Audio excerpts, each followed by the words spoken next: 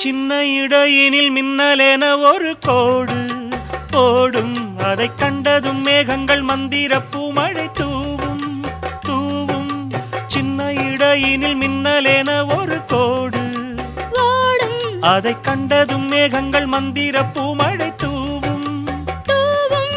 நாணத்திலே முந்தானை நனைந்தது நாயகனை எண்ணி எண்ணி, கன்னிகைவள் தேகம் சிவந்தது கைவிரல்கள் பின்னி பின்னி.